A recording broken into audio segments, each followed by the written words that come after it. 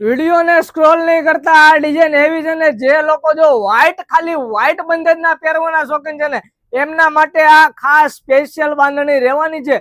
Colour option ની વાત કરીએ તો 3 કલર આમાં તમને આપી દેવાનું છું જબરદસ્ત લુક સાથે ને એમાં પણ એકદમ ફેન્સી ડિઝાઇન ને આખા સુરત રખડી લેવાની છૂટી। આ ડિઝાઇન ના મળે ને એની પણ આખી ગ્રેટ વિલા બાંધણીની ગેરંટી રહેશે।